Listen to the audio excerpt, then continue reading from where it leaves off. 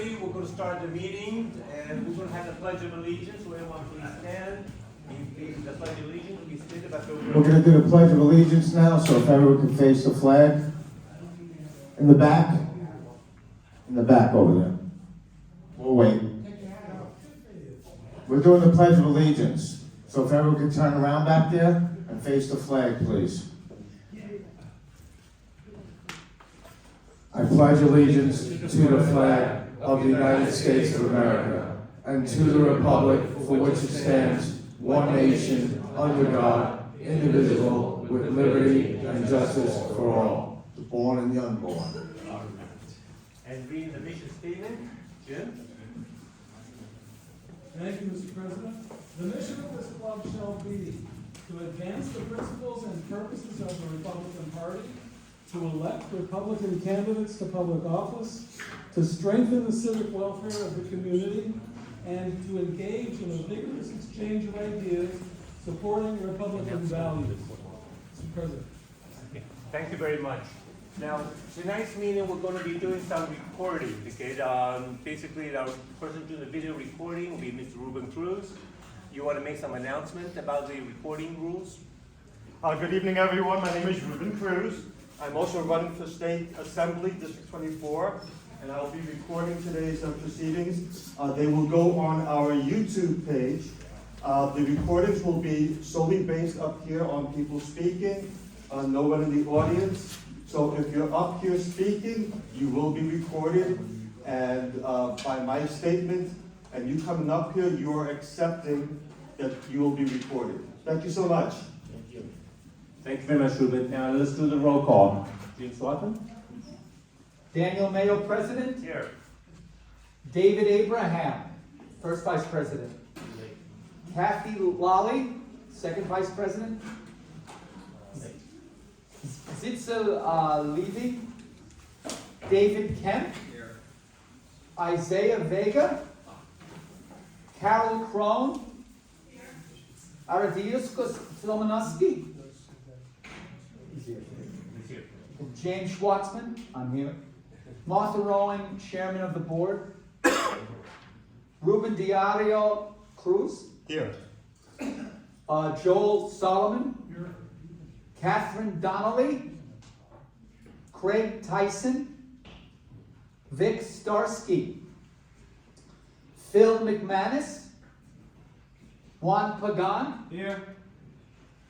Zile Kiao. Here.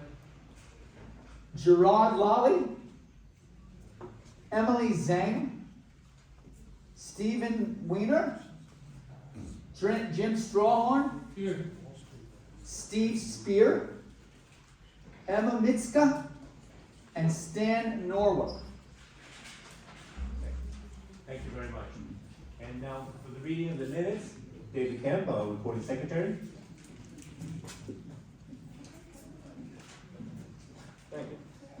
Minutes of the regular meeting of the Central Queens Republican Club held on February 15th, 2024 at Grace Lutheran Church, 103-15 Union Turnpike, Forest Hills, New York, 11375. Daniel Mayo called the meeting to order at 7:30 p.m. and the third Vice President, Titso Levy, took over running the remainder of the meeting.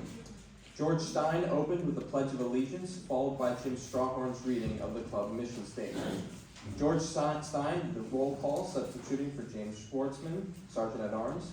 Board members present were Danny Mayo, Martha Rowan, Titso Levy, Carol Crone, Jim Strawhorn, David Abraham, Arkadeus Tomasowski, Gerald Lally, Juan Pagan, Seal Chow, Greg Tyson, and Emily Zhang. Absent were David Kemp, Kathy Lally, Joel Solomon, Vic Starsky, Isaiah Vega, James Schwartzman, Ruben Diario Cruz, Catherine Donnelly, Phil McManus, Stephen Weiner, Steve Spear, Emma Masika, and Stan Norwell. In attendance were 41 members and 17 non-members. 8 new members joined the club.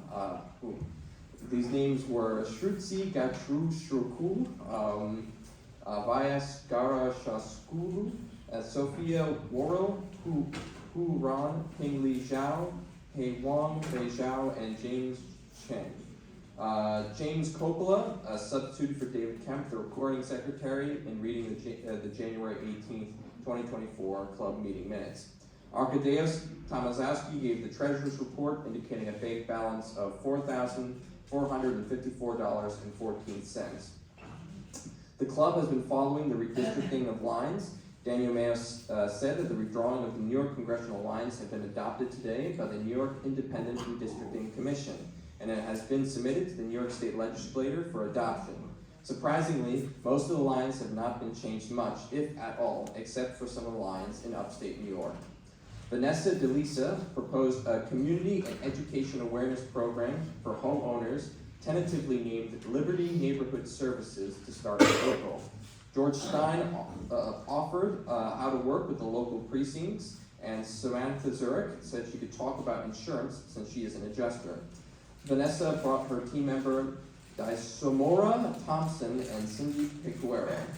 Bob Chow, Queens County Chairman of the New York State Conservative Party, shared how he was disappointed with the Democratic Party. Stephen Gillen worked for the New York Citizens Audit and decided to evolve its mission to include getting out the vote, registration, poll watcher training, election integrity checks and challenges, and a common sense contract for political candidates to endorse. He is a co-founder of Project Civica, a 501c4 organization. Antonella Spavetta circulated a petition to support a street naming for Nicholas Fanaro, a Silver Star veteran in Bay Bridge, Brooklyn. Elena Chen, president of the Queens chapter, talked about how Moms for Liberty's January 18th town hall meeting at the Bohemian National Hall in Manhattan was picketed. Ex-Congressman George Santos did attend to support the group. Ora Moody reminded the audience that the Queens Village Republican Club is holding its annual Lincoln Dinner at Anton's on Sunday, March 3rd. Tizzo Levy invited candidates to the front of the room to talk. There was Michael O'Reilly, candidate for State Senate District 10. Started speaking against James Sanders before Tizzo Levy suggested letting the lady, Samantha Zurich, candidate for Congress 14th, to speak first. Other candidates who spoke were Dwayne Moore, candidate for U.S. Congress 5th District against Gregory Meeks, David A. Bellon, candidate for U.S. Senate against Kristen Gillibrand, Juan Pagan, candidate for New York State Senate 16th District against John Liu, Jonathan Rinaldi, candidate for U.S. Congress 14th District against AOC, Joseph Chow, candidate for U.S. Congress District 6 against Grace Meng, and then Jonathan Rinaldi pointed out George Stein, who has a restraining order against him. The 50-50 raffle was drawn by the candidates. The winners included Catherine Jones and Steve Gillen. The 50-50 prize of $50 was won by Richard MacArthur, who gave back 10 to the club and paid for Sophie Bora's $30 membership. The meeting was adjourned at 9:33 p.m. Thank you. Are there any questions or corrections to the minutes of the last meeting? Seeing none, do I have a motion to adopt the minutes? Okay, the motion by Jim and seconded by Anton. All in favor says aye. Aye. Opposed? The minutes have been adopted. Next is the treasury report. Arkadyusz Tomaszewski, will tell us our bank balance. Yeah, the current balance we have $4,861.22. That's all right. Thank you for donation, everyone who donate. Thank you so much. Thank you for joining us and becoming members. It really helped. With plan, we were thinking right now to do some flyers and to also show ourselves like little farther than Queens to the other people with the flyer. That's all. We're working on that, on the logo and on the flyers. Thank you. Thank you very much, Eric. Let's see, we have the featured speakers are here with us tonight, so I'm going to at least go directly to them. Now, we always try to follow up what's happening in contemporary news here. As you know, Haiti, right now they have these situations with those assassination last year, and then we have the Prime Minister basically resigned recently. We have one of the presidential candidates who is running in Haiti with us tonight. He's going to give us basically an update of what's going on, his thoughts and his concerns. So would you please welcome Jude Elie.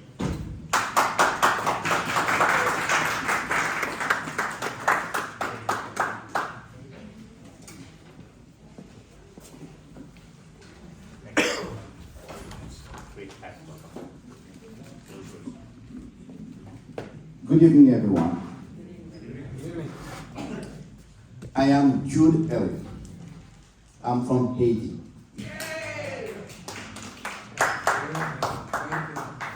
I am very honored and delighted to be able to address you tonight at this meeting. I want to thank Danielle and the member of this club for the invitation to inform you all about the situation of my lovely country, Haiti.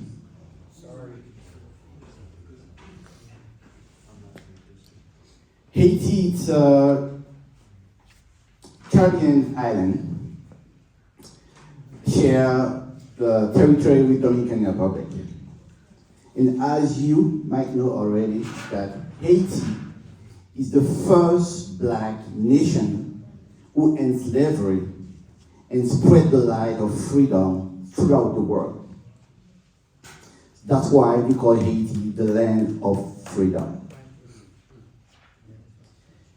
It's been 220 years since 1804. We've been living in a circus that has led us in poverty, insecurity, and hunger. Why we are under turmoil? Why Haiti is in the battle of the barrel now? Why? What is the situation of Haiti actually? The situation of Haiti is volatile and challenging. As you may see in the news, Haiti actually is under control of gangs. 80% of the capital of Haiti, Port-au-Prince, is under gang members. They are controlling the country. 4,000 prisoners have escaped the jailbreak after the attack from the gangs. The 4,000 prisoners on the street keep paralyzed the people in Haiti still. The US government asked the citizens to leave the country. And they are already stopped rescuing the American citizen in Haiti. The situation is very tough. It's a very hard situation for my people. There is a transitional presidential council under the umbrella of CARICOM with the United States, trying to put a temporary government. And we know for a fact that will not work, because we've been trying that for years ago. The solution, what is the solution? The solution is to have the president of Court of Cassation, the oldest judge serving, to run the country, based on the Constitution of 1987. I'm speaking now. There's shortage of fuel, shortage of food, of fuel, no access to health services. Airport, seaport, and school are closed. Kids cannot go to school. And this is a very sad situation. The UN is talking with Kenya to send Kenyan troops in Haiti, trying to install law in Haiti. But we don't know how it's going to happen now. I'm here tonight for a common cause.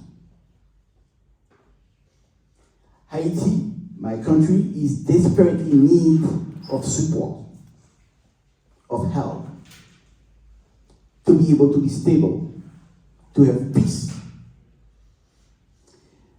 And tonight, I strongly believe that you all present here, we will be able to join the support trying to get Haiti back to its normal. As I mentioned, there's shortage of food, water, food, and no access for health system. It's time now for action. No time for empty talking. No time for discussion. It's time to bring change to Haiti. And it looks like the world has turned its blind eyes to Haiti. Because we've been helping a lot of countries to get their freedom. Haiti used to send son and daughter to fight for freedom, helping other countries. Now, it's time to support and help Haiti. And I believe with the support of all of you, with friends, family, congressmen, people that you know, call them, ask them that Haiti needs help.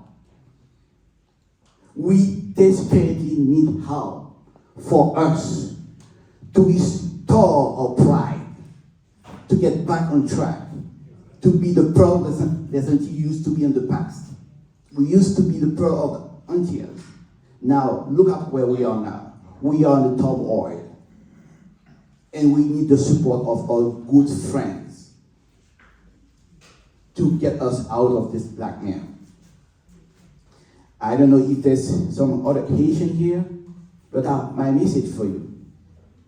It's time for us to stick together, to rebuild our nation. No one is going to do it for us, but with the support of our good friends.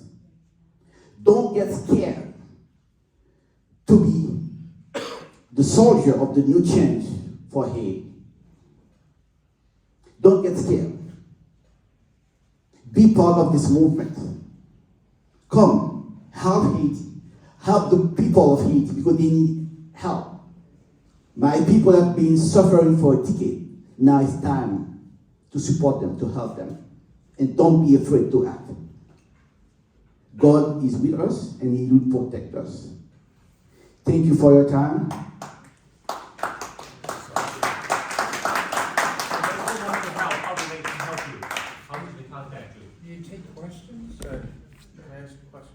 Go ahead.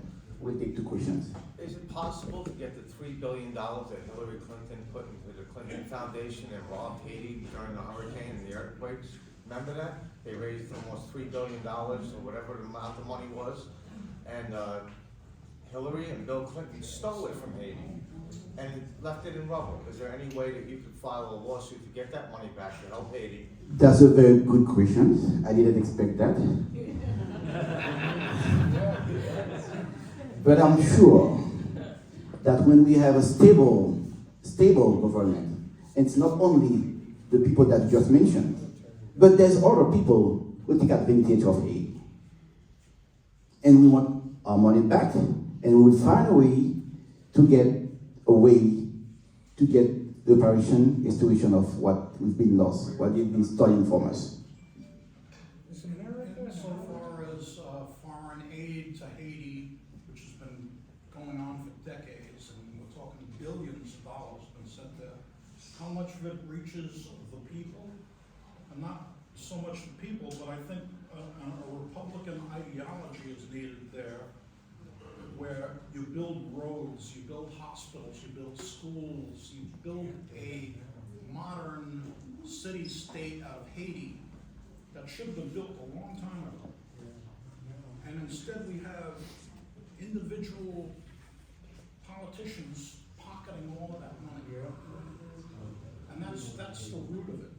And it resembles the Democrats. That's why I said we need a Republican. Corruption always starts from the top. And actually now in Haiti, we need change. We need clean,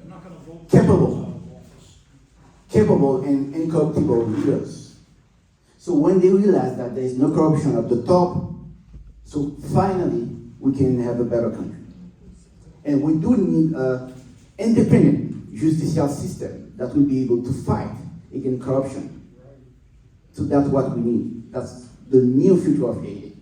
And I want you all on board and see exactly that it's time for change and we are willing to help Haiti to regain its pride, dignity, and get back on track. Thank you again, and if you have any questions, I will be here, and I will take any questions. Thank you so much. Thank you very much. Thank you. And our next speaker, okay, is the first ever Asian American elected to the State Assembly of New York, Lester Chang. Now, Lester, he's going to also stay to help out some of the candidates who are running. So if you can, for those who are running, just stand up briefly so he could recognize you, okay? And he basically is going to come around and say hello to you later. Okay? How many do we have here so far? 1, 2, 3. Oh, please keep standing. All right. 1, 2, 3, 4, 5, 6. Right? We have 6 here? We have more than that. Okay, 6. Okay, so later Okay. on in the back for that. Thank you very much.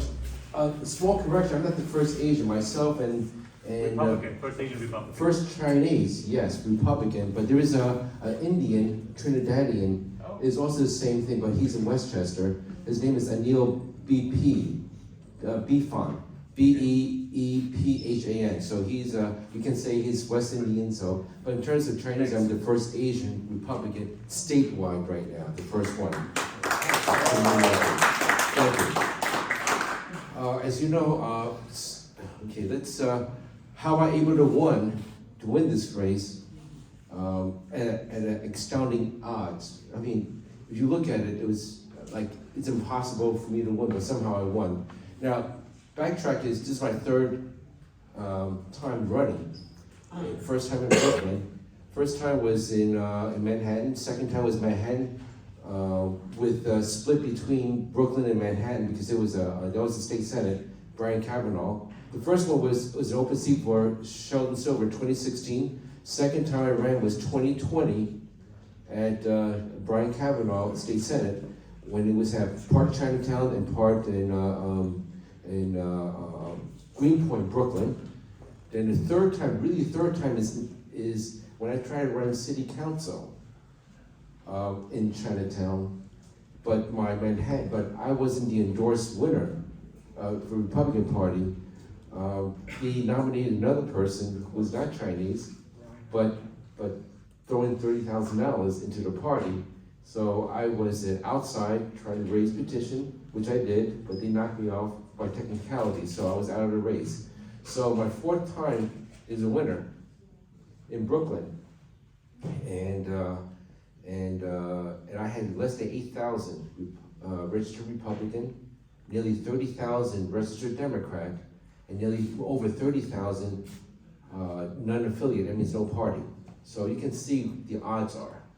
It's like 4-1, 5-1 is very tough. And my opponent is 36 years, number 2 Democrat, 36 years in office.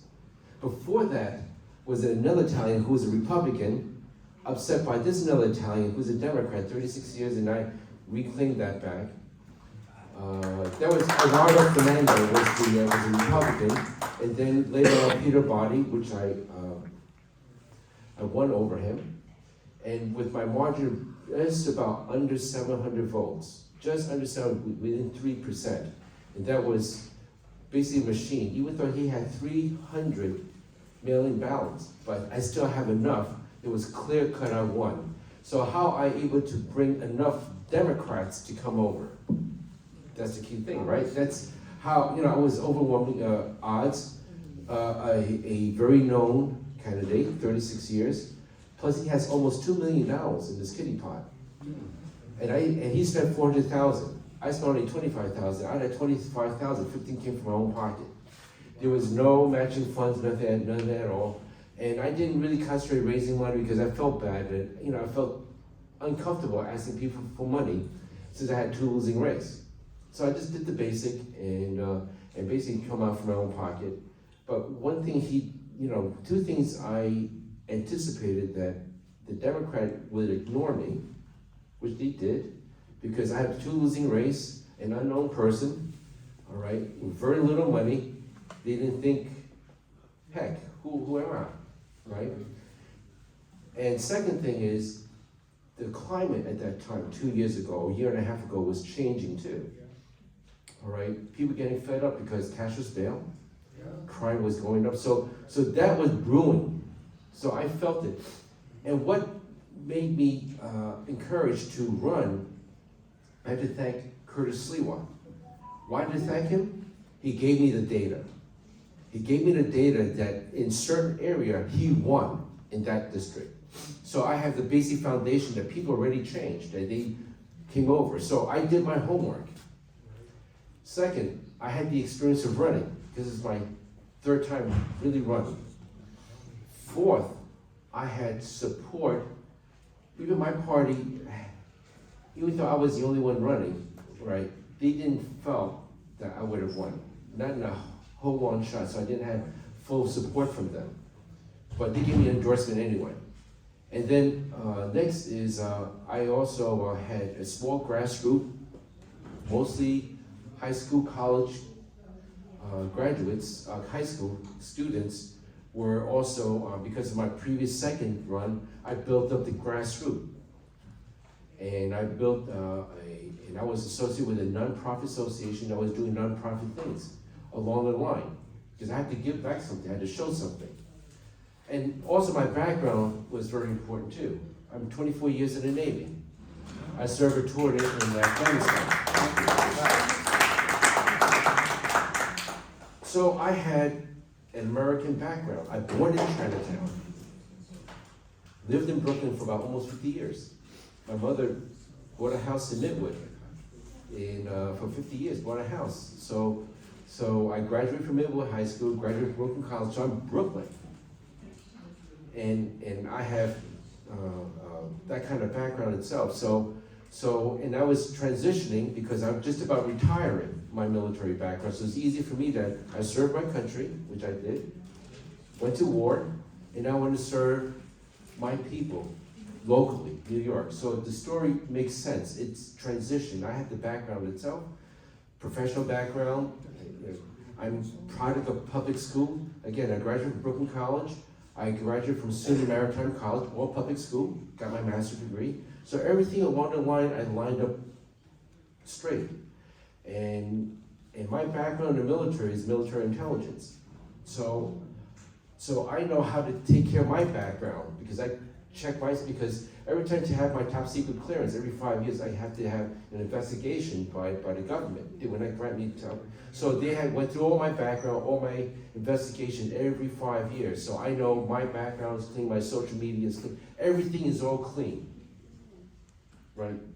Parking tickets, everything. Everything's clean because I know how to take care of myself because I have to plan this along the line.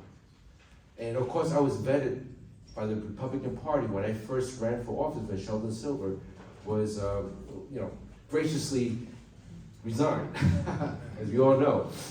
So the Republican Party in Manhattan endorsed me. So I had that background already, and I had that experience. So I was completely vetted. So I'm solid on that side. Now, what happened a year and a half ago? What made me win? Is my opponent did not count me on that I work hard. I mean, I work hard. Remember, there's only about less than 8,000 are Republicans, registered Republican. I know when a Republican goes to the voting booth, they will vote Republican no matter what. So I have to convince the Democrats and the non-affiliates to cross over. I need enough of them. Overall, it's about 20,000 votes overall each election. A little bit more on presidential, a little less on non-presidential, so about 20,000. So that means I have about an average 4,000 Republicans show up to vote. So in my mind, my calculation, so how can I convince another 3,000 to 4,000 to come over? What I did, I pound 4,000 doors, especially Democrats, especially with no political affiliation. And even the hardcore Democrats, I pounded not only once, twice, 3 times the same door. The first time, you have to have thick skin because they'll blast you away. They say, oh, you're F you and all that stuff, Trump F you and all that stuff. But I know that when I was pounding on the doors and also petitioning, and also from the results of Curtis Lewa, sentiment was changing.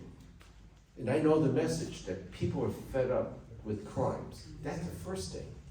I know my community, the Asian community, are fed up with the Democrats, the progressive, are changing the rules on education.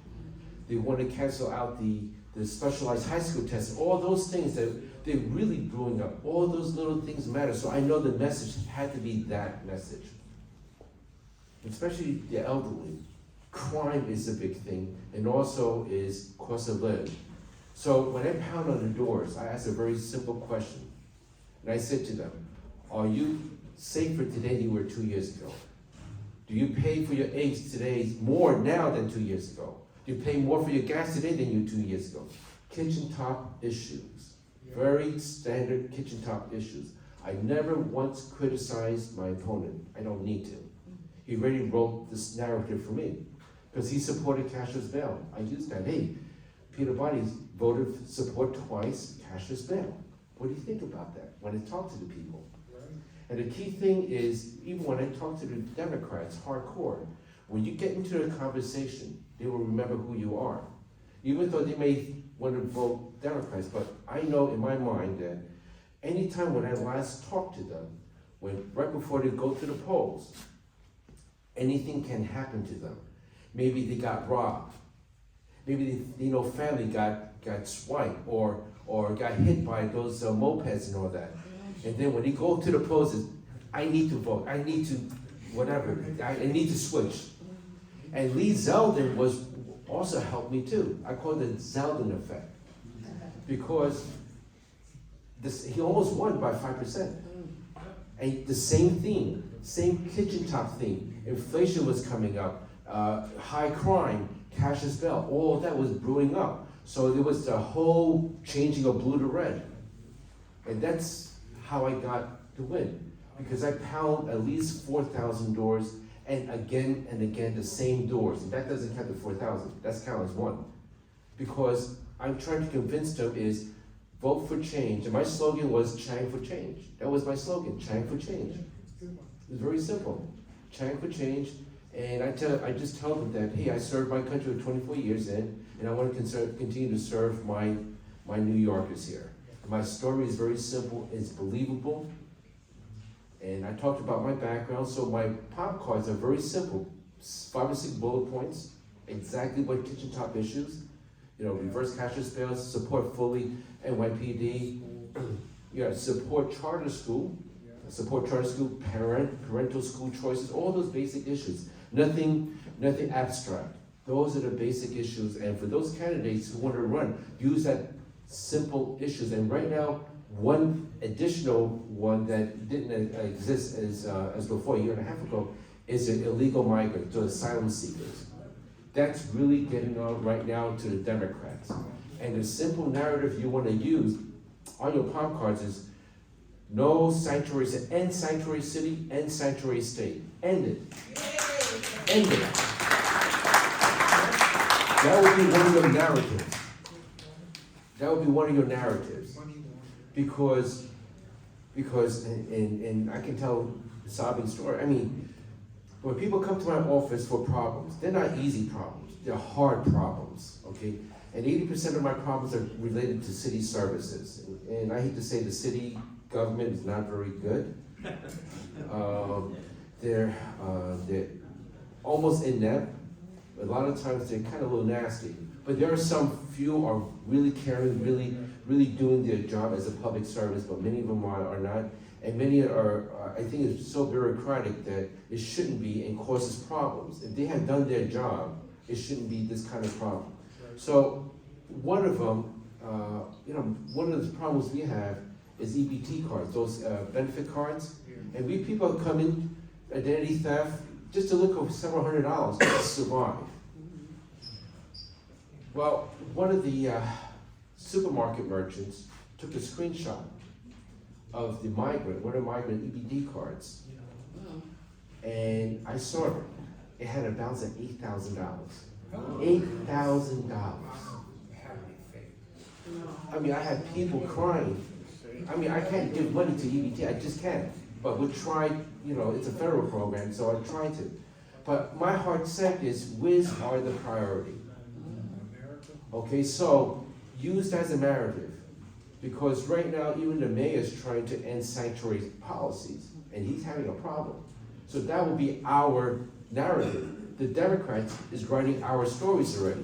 We don't need to invent them. So migrant issues should be top of your ticket. Says, you just talk to the people, how do you feel about the migrants? Should we let them in or not? And we're spending so much money on them. And even we just negotiated $2.5 billion to spend this year. Last year was $1 billion, that's not enough. $2.5 billion, and that's over budget. And we have a SUNY downstate hospital potential closed because they need $100 million. I could take that $2.5 billion to help them and save that hospital. We got so many issues that $2.5 billion we could solve so much, but we're giving to the migrant. So that'll be your number one. For those who are running for office, should be your number one, approaching the people, especially the Democrats. How do you feel about that? This is our policy that we want to end sanctuary city, end sanctuary policy. As we know, we need that. Of course, we need a new president too. That's another thing. That's another thing I'm fighting for. Because the walls are not high enough. We need to build higher. Okay. So again, crime. Now, you can see crime rate as they would say, oh, it's going down. Maybe perhaps felon and maybe rapes and all that, murder. But what hasn't went down is petty larceny. The smash and grab, the shoplifting, the retail shops, okay? That hasn't, the problem is it's very hard to record. And people, store owners come to my office, complain about that, and I said, have you reported to the police? They say no, because they're not very cooperative with our police, because it's not easy to fill out those police report. And if you were to steal a 6-pack of beer, or how much the value? Maybe $10? So, but you should be filing the police report. That's the only way to measure it. But they're not.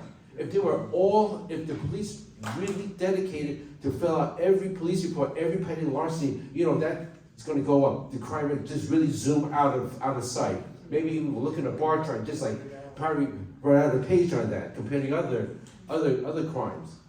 And the politicians, the Democrats know it, but they're not publishing, they're not advertising it. Petty larceny is everyday crime. It's quality of life crime. You and I see it. You and I, when we go to CVS, you and I, when we go to supermarket, you see people lifting things and they just walk out. We see that. That's crime. Murders, rape, maybe we not see that. Okay? But petty larceny, we see that. That's quality of life. That's something that you can sell. That's something you can talk to the Democrats and to the non-political. What we believe that petty larceny definitely have to be reportable crime. All right? So that's the quality of life issues. And we're pushing for, and you have to thank Mayor de Blasio. One thing about this, about those e-bikes, unregulated mopeds, you have to blame on him. Okay? That's our issue now, because we want to regulate that. We need to regulate that. And I get complaints about that, and the police is almost powerless to do it because they can't enforce it. Why they can't enforce it? Because their qualified immunity has been stripped. I'm not sure you know what's qualified immunity. City Council, a couple of years ago, signed by Bill de Blasio, basically made those cops personally liable doing their job for the people to make a complaint about this particular officer liable. That's not right. So that even with the camera, it doesn't matter. Okay, personally liable. If you're arrested, you twist a guy's arm or whatever it is wrong, your police will be liable. So what does the police do? If we were to do his job, he might get sued. All right? So what I have done is I've written a legislation, waiting for indexing, is to override what City Council have done. So I'm going to get back those qualified immunity to the cops. So I am going to see on who's going to vote or who's not going to vote. We need to have those cops back. We need them.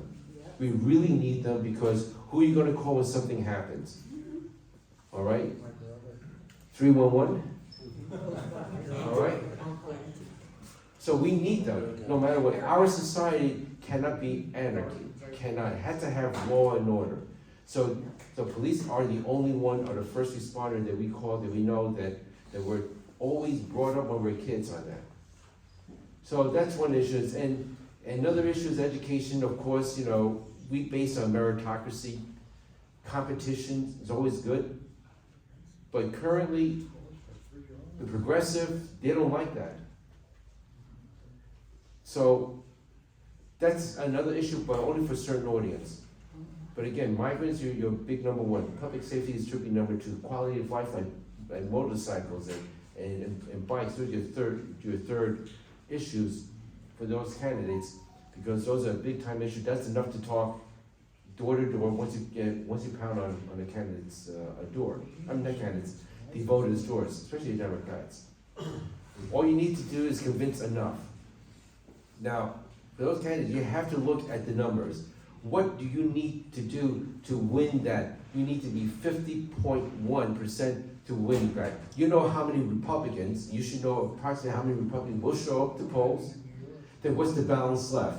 So you have to do a little calculation, do a little bit of homework. You gotta look up in the map which area is weak in terms of a Republican, which one is very strong. So you try to spend much of your time in a district that is overwhelmingly Democrat. You need to convince enough to cross over.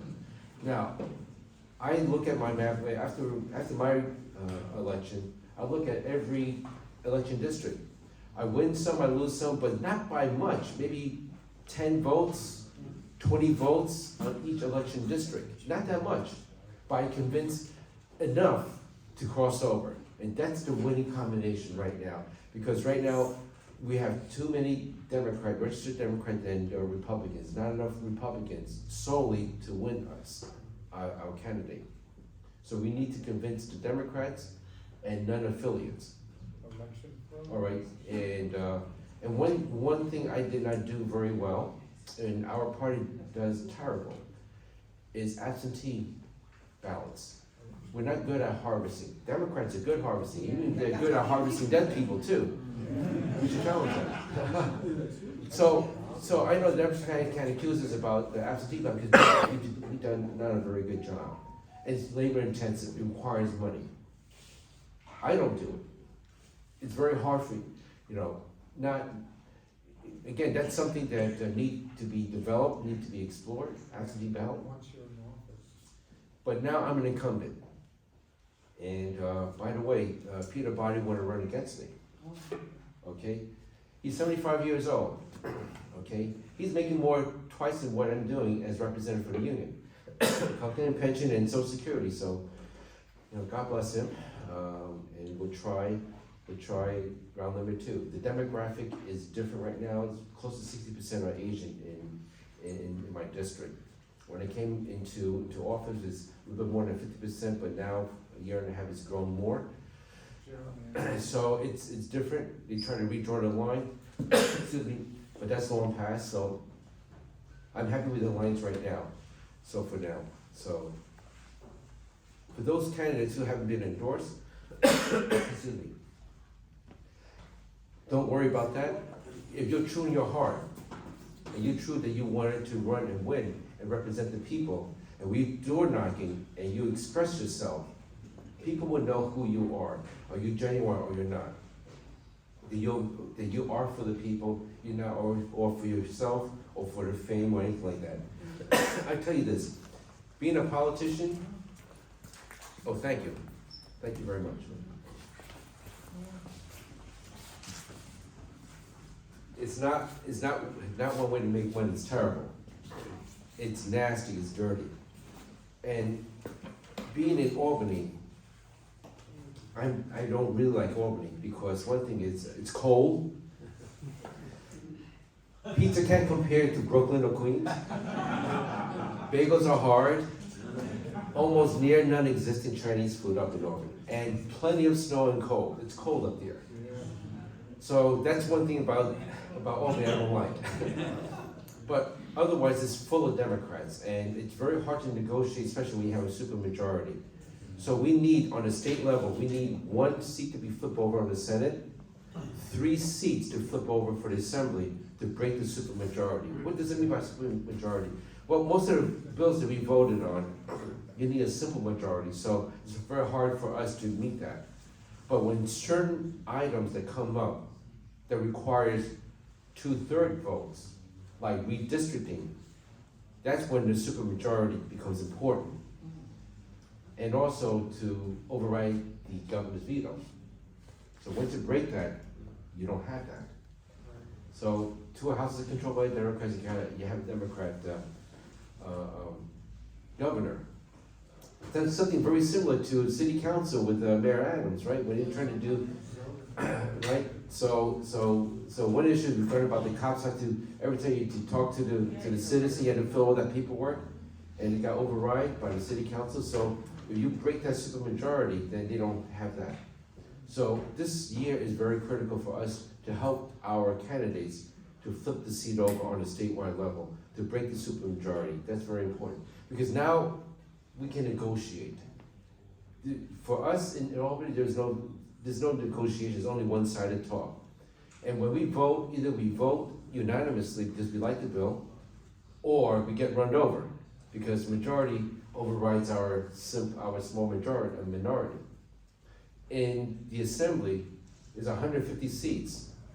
There's only 48 of us. So that's 2-to-1 margin.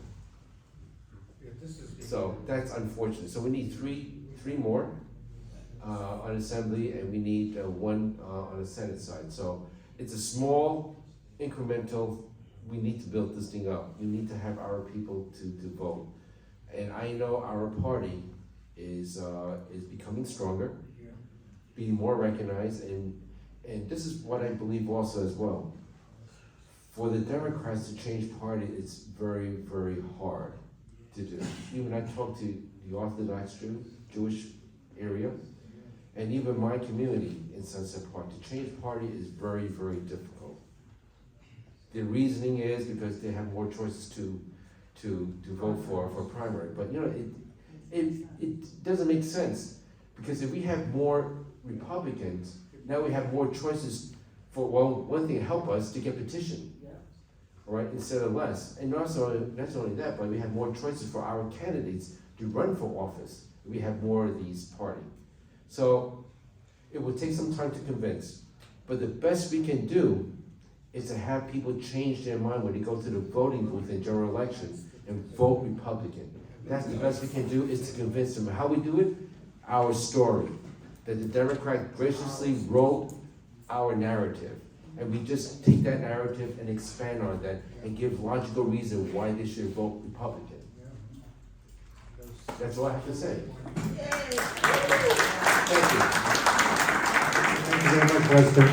Yeah, Lester is one of the few elected officials who's willing to not only share his stories, but also going to help us Republicans win. Okay, so thank you very much, Lester.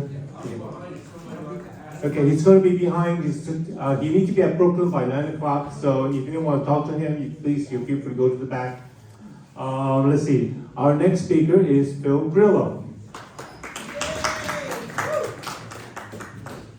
Thank you, Danny. So I'm speaking about January 6th today, and you know, the looming prison sentence hanging over my head. So let's see, I'll just from maybe start to finish real quick. What happened at my trial, and what I'm looking at. And so, you know, I went down to the Capitol on January 6th, the night before, with a congressional candidate, a state Senate candidate that just lost in November, and 2 other people. I drove them because I had an 8-seat Traverse at the time. So, you know, we get there, and to me it was a party. I just came off of managing a campaign for state Senate right in the middle of the pandemic, so they had begged me to come. And, you know, so to drive them. I finally said yes. I said, listen, everybody just has to bring a a case of seltzers, you know, at the time. I was looking to just get away and have a party, and that's what I did. We got there about 2 o'clock in the morning, and the beers and the seltzers were cracked open until 11 o'clock in the morning. Anyway, make a long story short, I went to go see President Trump at the eclipse, and you know, I guess we all started marching towards the Capitol. A lot of things happened that day. I believe I stopped an international incident, but that's a whole other story. Danny has the video. I did a lot of good things that day inside that Capitol. A lot of things that I'm not too proud of. I smoked pot in the Capitol. I was drunk. I went through the window with a megaphone that wasn't mine. I went through the window. I pulled police officers to safety, all on video, by the way, all of it. And, you know, anyway, I was on the run from January 6th to February 23rd, 2021, and they caught me. And, you know, they made a big parade out of it. They shut down Burlington parking lot off the Union Turnpike, and they stayed there at 5 in the morning. About 70 of them. It was just overkill. And when I was looking at the Discovery, they had pictures of me walking into Dunkin' Donuts. They had pictures of me going to work. They had pictures of me. I was doing pest control at the time, actually going into One Police Plaza, doing pest control right there. And I asked, why didn't you just arrest me? You know, why didn't you just arrest me? So for a month, they followed me. In the Discovery, they were saying that I was evasive and going in and out of different parking lots and running from them, which wasn't the case. Prior to going, somebody who I gave a ride to said, can someone else jump in? He's an FBI agent. I said, sure. You know, he says, he has a gun. I said, well, he can't have the gun on, he's got to put it in the trunk. I believed that this man was an FBI agent. So him and another passenger who was running for Congress at the time, who ran for Congress, they took pictures of my license plate, they took a picture of my license, my registration. So what's that necessary for? They're checking these things down in Washington. We get to Washington, it's empty at 2 o'clock in the morning. There's nobody there yet for the next day. That's another story. So now we get to the Capitol. You know, Trump is supposed to appear at the Capitol. We're thinking, hey, maybe he went through tunnels or whatever the case may be. I didn't see any violence. I didn't see any violence at all. I didn't see anybody ripping down barriers. I didn't see anyone breaking any windows. You know, as far as that goes. I mean, there was a lot of pushing and shoving, like as if you were at a concert in the 90s. You know, like kind of a mosh pit atmosphere. And, you know, so anyway, make a long story short, I get to the door. The door's crowded. One of those people dressed in a military uniform waved me over to the window, and I said, screw it, I went right through the window with the megaphone. And, you know, all of the videos I have are from the prosecution. The prosecution gave me all of the evidence. I have all of the evidence. And during so anyway, I'm in there. I never went towards the Senate floor, the House floor, or anything like that. I'm in there. I come in and out a few times. So now they set a trial date. And so I go on trial. And, you know, they picked the jury. The jury pool was about as big as this room, with about this many people. They were coming in, they were sitting there, and the judge would interview them. How did you know about January 6th? Some of them were saying, I watched it out my living room window. I watched it from my office. I watched the Capitol go down. I watched it this and that. The judge would ask, did you watch the January 6th hearings? It's no. They wanted to get onto that jury, in my humble opinion. They said that they knew nothing about January 6th. They didn't follow any of the news. Meanwhile, I mean, they're not like the liberals here in Queens, okay? The liberals here in Queens, there's a total different look in their face. You know how they have that liberal look, like, you know, Adam Schiff, you know how his eyes bulge out? He just looks sick. He's a sick puppy, Adam Schiff, right? They look like that in Washington. Here it's a little bit less. They look like Pocahontas over here in Queens, you know, a little bit less extreme. And they reminded me, some of the jurors reminded me of Slowell, the guy who was with Fang Fang, the Chinese spy. And they were just, you know, as he was interviewing them, they were all guilty. Everyone's got it. It was just like unbelievable. There was 3 Republicans out of 60, and they got knocked off the jury, out of the jury pool. So, you know, during the trial, they brought up police officers. They brought up one in particular. His name was Lieutenant McCree. At the time, Lieutenant McCree was a sergeant. Now he's a lieutenant, and that he has a book deal, and he's on CNN, and all of this other stuff. And so there's video footage of me taking a hit of a joint from somebody in the Capitol. Mind you, I was intoxicated the whole time, which I guess I was allowed to be, you know, at the age of 50.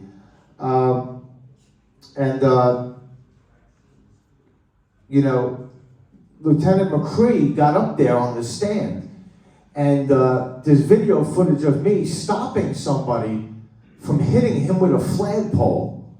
And when my lawyer asked him on cross-examination, what was Mr. Grillo doing that day? He turned around and said, he was stopping me from doing my job. The audience was like, what? What are you talking about? Like, it was unbelievable. They showed the video of me stopping someone from hitting him with a flagpole. Then he said that I was stopping him from doing his job, impeding law enforcement. I couldn't believe it. I couldn't believe it. And then he said, in all his years, his 26 years at the U.S. Capitol, he never, ever smelt the smell of marijuana in the Capitol. Now, I'd like everyone to take a look. Let's open up the sewer trap at the Capitol and see how many needles and baggies and coke baggies are floating around. You telling me that these congressmen, by the way, if you're in Congress, you don't have to have a urine test. There's no drug screening at all. All of these guys are doing drugs. If there was drug screening, there'd be no Congress. We wouldn't have any Congress whatsoever. So this guy got up there and said he never smelled pot in his whole career. He's got a book deal. And he was testifying, not just during my trial, but every trial. He was a habitual testifier. One of the police officers, he did tell the truth. You know, so the judge was very fair. His courtroom was, the mannerism was very fair. He made sure that my constitutional rights were not being violated.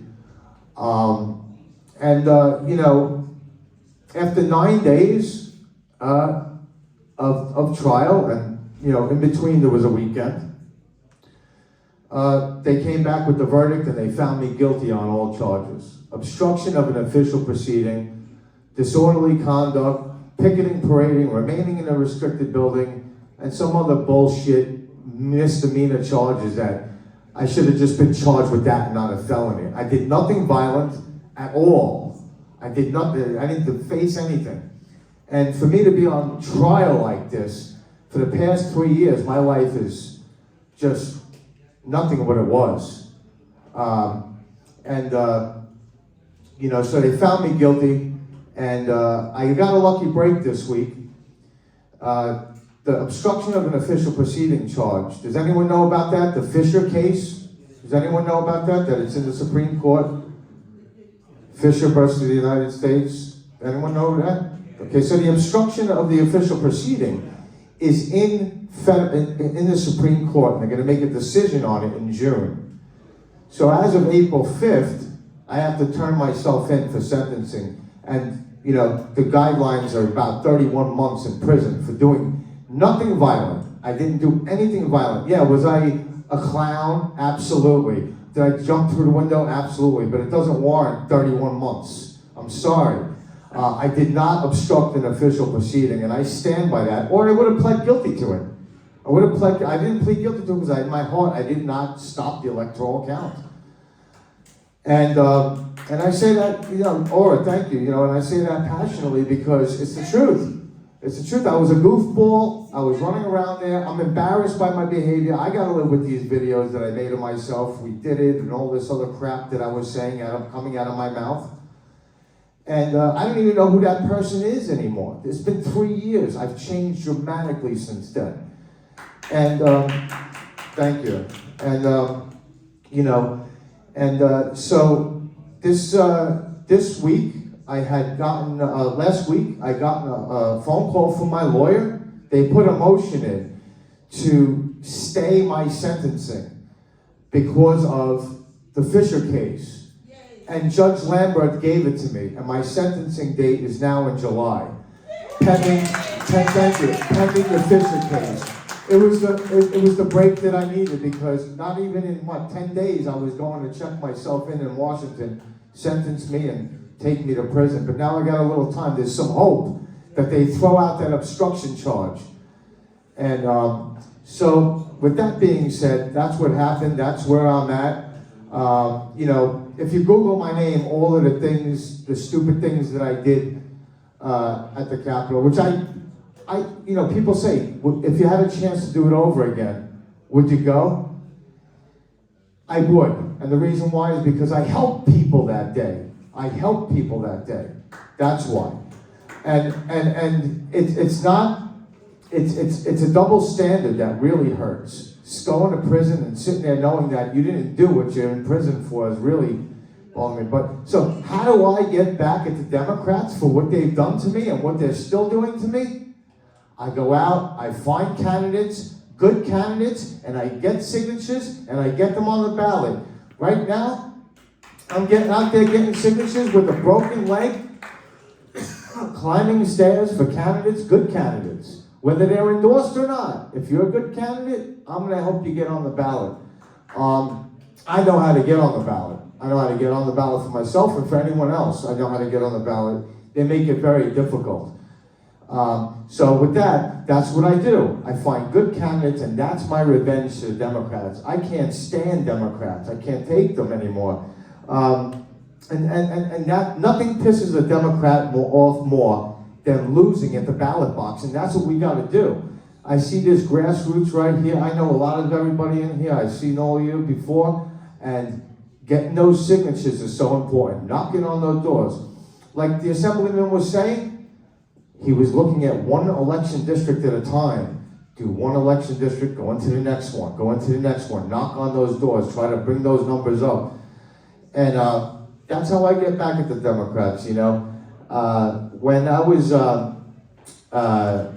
when the jury came back and they found me guilty, I couldn't believe it. I thought that they took 2 days to deliberate. So I thought that there was going to be a hung jury for sure. The jury was not allowed to be polled afterwards. And I'd like to say that I don't think that there hasn't been anybody that got found not guilty yet. Everybody's been convicted that's gone to trial in Washington, D.C. We did put a motion in to move the venue, but it was denied.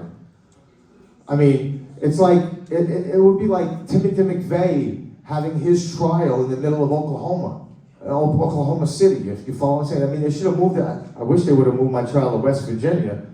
I wouldn't have any charges. It would have been dismissed, into a Republican stronghold. And, everyone who comes out in the middle of the winter going out and getting signatures, and I'd like to thank Danny Mayo, because you know what, for 3 years, the Republican Party, I asked, listen, can you help me with a lawyer? Can you help me with this? I was on my own. The only one who helped me, reached out to me, was that man right there, Danny Mayo. Right there, and I'd like to give him a round of applause. He reached out on Christmas Eve, took the bus to my house to give me my certificate as a member of this club, and the donations that he raised from you guys for me. And I'm never going to forget that. Or let anyone knock him off the ballot, okay? Because I'm good at that too. When I'm pissed off at someone, you better believe I'm going to knock you off the ballot if you're running for office. That's for sure. You're going to have a real hard time, okay? So I have a lot of respect for Danny and what he's doing in this grassroots movement. I mean, we have candidates coming over here. We have great candidates in the room. We have Joseph Chu in the back. We have, I see Rob Speranza over there in the 26th Assembly District. These are winnable races. These are winnable races. And it's clubs like this and the fight that Danny keeps putting up that allow us to come. I mean, you know how many candidates Danny has put forward? It's unbelievable. He's not making $1 million off of it, that I can tell you. And he's doing it for his love of country, and that's why I'm doing it. Why do you still do it, Phil? Why do you care? Because I'm serving my country. That's what I'm doing. I'm on the right side, the Republican side.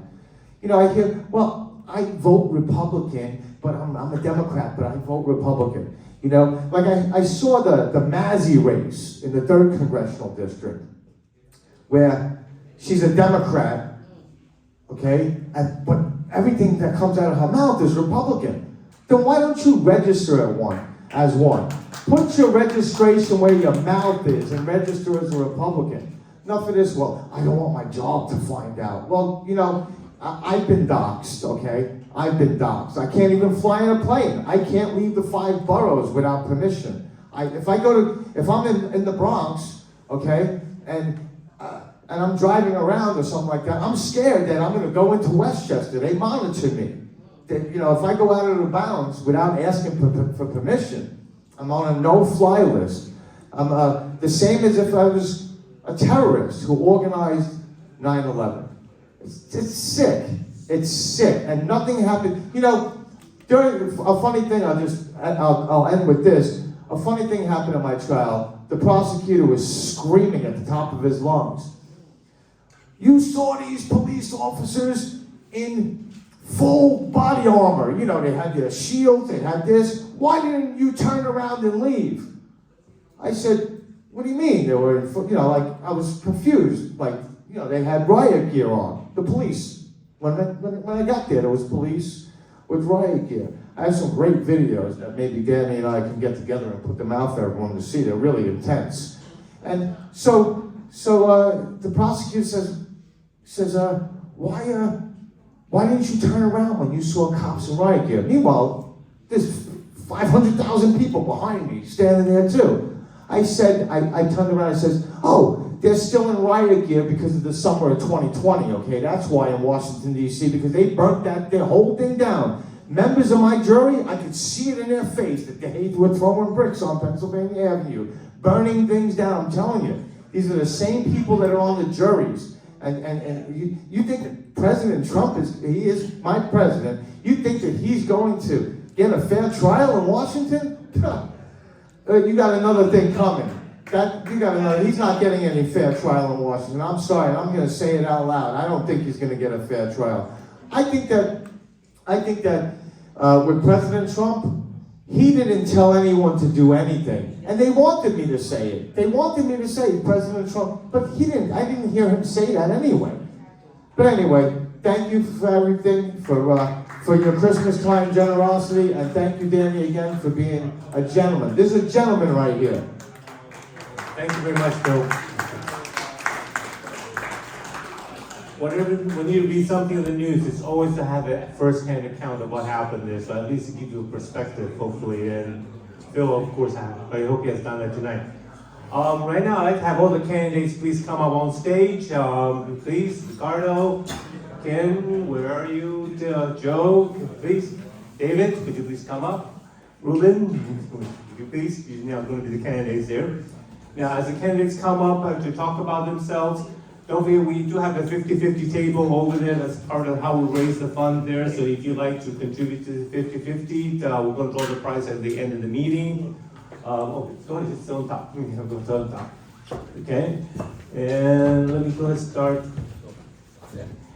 Yep, just go ahead and any seat you like. Okay, go ahead, top. Where's Kennedy and Stephen Wang? Stephen? Again? Stephen? Okay. Let's see. Okay, I'm going to let the candidates introduce themselves, but don't forget, some of them have their petitions with them. You're welcome to sign the petitions as well. Any petition you want to sign is fine. Don't worry about the rules. Okay, need as many signatures as possible.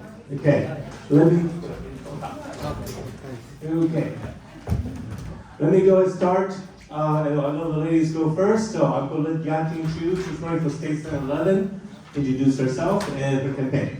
Thank you so much for your generosity in inviting me. I'm glad I made it here tonight. My name is Yatin Chu. I am running for State Senate District 11, which includes really the eastern part of Queens, Astoria all the way out west, but College Point, Whitestone, Douglaston, Little Neck, Queens Village, Oakland Gardens, Hollis Court, Hollis, Jamaica, Belrose, and I hope I didn't, I'm sorry? Glen Oaks, sorry, thank you. So, lots of areas, and I overlap with a number of the assembly candidates here tonight.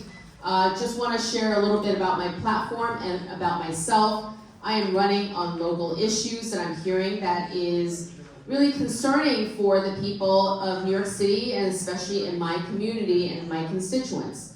One is the illegal immigration and the extensive resources our city and state have devoted to feeding them, housing them, and we heard, giving them debit cards, we last week, $388 per day that our city is spending. That amounts to almost $12,000 a month.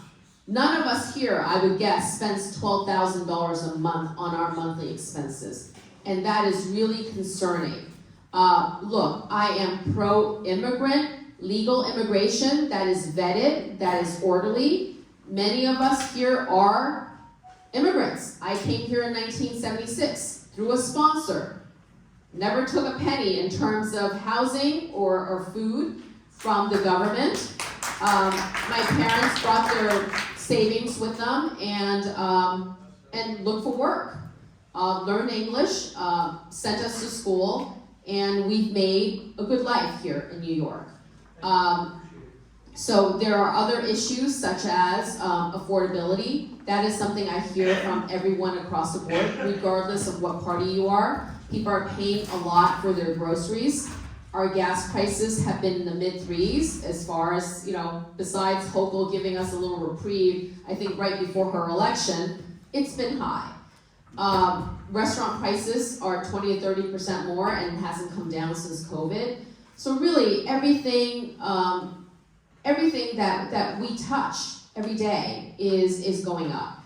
And now we are heading into congestion pricing possibly as early as June, right? Certainly a concern for everyone here in the outer boroughs, in Queens, where we are taxed in that way as well if we want to drive into the city. We would take the subway, except subway crimes, transit crimes have escalated enormously in the last couple of months. People have changed their habits in terms of how they live their lives. And it's local issues like this, as well as the quality of life, from loud mufflers, spider cars, as Vicky Palladino calls them on the Cross Island, and unused bike lanes in areas of Queens where I really don't see people utilizing these bike lanes, which affects people who need to be closer to the curb, whether it's seniors, whether you're disabled, whatever it is, and certainly loss of parking. I was outraged when I had to drop my daughter off at a friend's in Oceana Boulevard Street, and it's a private single home block. No businesses, nothing. And they took out the entire side of the street in terms of parking for hardened bike lanes. Now, all of these, whether they're issues that I have jurisdiction over as a state senator or they're city council issues, these are issues that bother New Yorkers, my constituents, and I will use my bully pulpit effectively to make changes. Just a little bit about me. I've shared with you that my family came here legally in 1976. I went to public schools. I went to Bronx High School Science after arriving in New York 4 years. I then got my bachelor's at SUNY Binghamton and got a full merit scholarship to Boston University where I got my MBA. I then had a very successful and productive career in healthcare and media. And in 2016, I decided to take a little break to spend more time with my kindergartner at that time. And accidentally stepped into education advocacy. I co-founded a parent volunteer organization that advocates for high quality public education, Place NYC, you can look us up. We've done really great work in upholding merit-based education, making sure that standards are kept high, because our future is about, having great education for our kids. So that is one thing, and as I was doing my advocacy, and many of the parents that cared a lot about some of the issues I took on were Asian families throughout the city, in Queens as well as in South Brooklyn mainly. And I noticed that while they were coming out for rallies and protests when things go wrong, they weren't that knowledgeable or that active in voting. So I co-founded Asian Wave Alliance in February of 2022 to educate Asian communities in terms of how to register our two-party system, primaries and general elections, things that everyone in this room knows like the back of their hand. That is not known, not just to the Asian community, but to a lot of people who are not really interested or touched by politics. So all the good work I've been doing have got noticed by New York Magazine. I was voted one of 49 people. They called most powerful people in New York you never heard of. So hopefully I'm getting the news out. You can look me up. I do speak out on a number of issues, and I've written op-eds in the New York Post and the Queens Chronicle. I'm pretty out there with what I think of things, and I hope if I win this seat, and it is a winnable seat because Stefano Forte ran against Toby Ann Stavisky 2 years ago.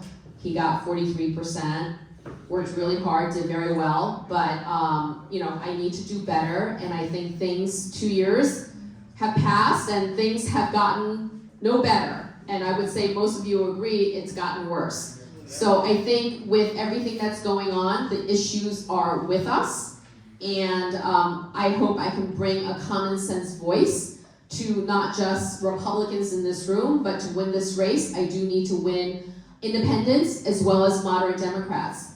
And that's what I intend to do. So thank you so much for your support. Good evening, everybody. My name is Joseph, and I think for the first time, anybody actually in this room, that I didn't realize what I was up against until I stopped and I looked and said, holy crap. I probably picked the hardest race in this whole election cycle in New York City, because I picked Grace Meng's seat. And everybody was like, oh, forget it. Everybody. So now, I want to tell you guys about me. I came out from the streets of Queens. I came from nothing. I came from a dysfunctional family. That was 40 years ago. I came out of prison. I'm self-made. I have been a fighter. Not in the boxing, but mentally, physically, emotionally. That's what I do. I fight and I work. I see my objective, I see my goal, and I do it. And right now, Grace Meng is my objective. We can talk about all the problems in our society. And we all know it exists. But you know what the root of our problem is? We have no more morals in this society. Come on. All this crap that you hear, all this nonsense, we can keep elaborating on what the Democrats are. But you know what it comes down to? The society in degradation. Let's face that. Now, how are we going to bring moral back into this country, into our society? That's the question that we Republicans, we can go on and fix, not the Democrats, because we're better than them. Thank you.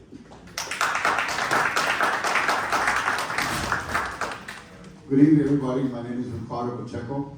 I am actually a Democrat, and I'm here because a lot of the issues that we face, a lot of the State Assembly member Chang was mentioning, he sort of made it very clear that all of us are really looking for the same things. I am not a progressive, I am not a socialist, I'm not DSA, I'm not a liberal, I am just common sense Democrat. I have 3 grandkids, I have a daughter, I grew up, I came here, I'm an immigrant, I went to high school in Jamaica, I'm in Hillcrest High School in Jamaica, and I always felt that, you know, we need to do more for our community. And so, after graduating high school, I was a Marine. I'm a former Marine for 6 years. I also became a police officer for 23 years. And I've been always serving the community. I'm president for the Seniors Advisory Board in Jackson Heights. I was the president for the PTA. I'm the president for one of the co-ops. It's called the Co-ops Alliance Group. That's actively always fighting this crazy open street program that they have throughout the city. And so, and why am I here? And there's a Republican club, why am I here? The thing is that I hear, the common denominator here is that we gotta come together. I believe, as she was mentioning, you know, we need not only Republicans, you need more moderate Democrats, we need independents, we need everyone. We need the people that want the same things that we want. Whether you're a Democrat or Republican, it doesn't matter. Because if you're walking down the street and somebody mugs you, that mugger doesn't know what you're Republican or Democrat. So it's the same thing. We're all victims of the same problems that we have with the crime, the schools, they're failing our schools. And all these undemocratic things that are happening. People think that you hear the word democratic is equal democracy, and it's not. It's not. What I believe, I ran for city council last in 2023. And what I found was that I had so much support from Republicans, independents, libertarians. Jackson is a mecca of so many cultures and diverse, you know, in different parties. And I really, all I care is that when I retire from the police department, so when I move on and I retire, whether it's Florida, upstate, or wherever I go, that my grandkids, that what I leave behind is a neighborhood that they could live and they could enjoy, safe, and they could have opportunities. Opportunity, that's what we want. You know, the way that the city is being run, the way that the state and all these crazy laws, I mean, crazy stuff that is happening, that it just boggles your mind. I mean, in my area, District 34, it's part of Jackson Heights, some Astoria, Woodside, it's Elmhurst and Corona. And what you see in the middle of all that is prostitution. It is absolutely saturated with immigrants and all the benefits that they're receiving. And then you see we have the homeless veterans not taken care of. You have plenty of homeless people everywhere that I don't even know where they went, you know, because we're not housing them. We're not doing anything for them. And these are the people that, you know, when I was a police officer and I would stop and talk to homeless people, and you find the stories. You know, I remember this lady that she was a teacher, her husband had passed away of cancer. She lost her house because she had second mortgage to the house, and she ended up on the street. You know, she wasn't a drug addict, she wasn't a lunatic, crazy, whatever they want to call some of the homeless people. These are people. These are people. These are our neighbors. These are citizens. But yet we don't take care of them. But then we have the influx of migrants, and we're just giving them everything. Everything. I am still paying for my daughter's college loans. But yet, you know, all the people come here and just get everything. I'm a migrant, and I'm not against legal, you know, immigration. I'm a migrant. My mother worked 2 jobs. She never received welfare. She didn't receive anything. I went to public school and I worked. And to repay, you know, the opportunities that I got, I joined the military. I love this country. I'm an American citizen and I love this country. And so that's the way to repay. This is how I wanted to pay, you know, all the opportunities that I received since I got here. I went to school, I went to college, I just can't begin to tell you the honor that you feel when you serve this country as a Marine, and then to also serve our city as a police officer, And since then, I've been always serving this community, our community. Whether I volunteer for food pantries, I volunteer in schools, I do turkey drives, I do so many things because I care. And so when I stand here and amongst all of you, all I'm asking, why am I here? Because I think that we should work together. I think we should come together to make things better for all of us, our kids, all of us. Because we're no different. We're no different. You could be Democrat, independent, but we're still people. And if the message that I would like to leave here is that, we must work together. We must come together.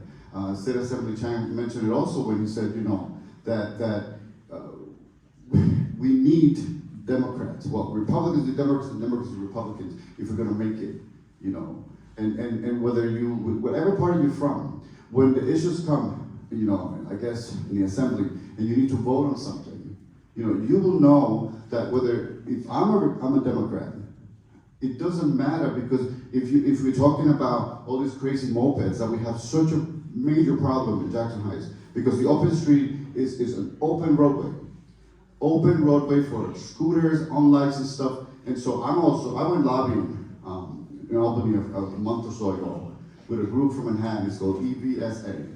And so we're advocating to pass a couple of bills. One of them, which is to register and insure is e-bikes and scooters.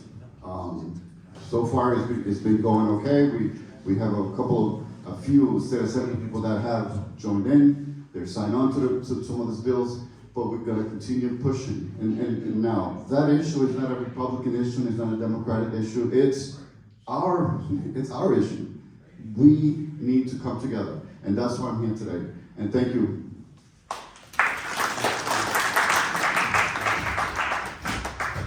All right, guys, my name is Rob Speranza. I also am a retired police officer, so nice to see you. And I'm just here to say one thing. Thank you. Thank all of you. Because you're here, I don't need to convince you of what's going on. You already know it. We all see it, we all feel it. So I'm here to thank you for your help, because we couldn't do it. Whether it's Phil Grillo with the petitions, my friend Mark, where we're putting out signs for politicians at 2 o'clock in the morning, and many of the others who I can't name, but are here. So, while Yaga and I, and many other people are getting petitions, and we're all getting petitions, going out there going crazy, I just want to say thank you. And if you can help us, we're more than happy to help us. If you'd like to get on board, we overlap a lot, Yaga and I. So if you'd like to help us, we appreciate it. I'm Rob Speranza. I'm sorry. I'm running for state assembly in the 26th Assembly District. I ran a couple of years ago, and I got 46%. Second highest in the state. Almost won. Those mail-in ballots. That's not a joke. It's not a joke, right? I'm sorry? Who are you running against? I'm running against Ed Broadstein. An entrenched incumbent, 15 years, and that was the highest anybody's done in, I believe, 30-something years since the Republican held the seat. We're going to take it back. We're going to take it back this year with all of your help. And I know many of you are out there, and I do appreciate it. You can't imagine how much I appreciate it. And so with that, I'm going to pass it on because you guys want to go home. And if you have any questions, go to Rob4, the number 4, ny.com, and you can read all about me, find out anything about me, and we'll call me if you have any questions. So with that, I'm going to pass on the mic. Thank you. Good evening, everyone. Can you hear me? Of course you can, because I'm a loud guy. My name is Ruben Cruz. I'm running for State Assembly District 24. Hot off the presses this morning, I have petitions for State Senate 11 with candidate Chu, and in the back, State Senate 15 with Daniel. Please sign them if you will. My website, rubencruz.nyc.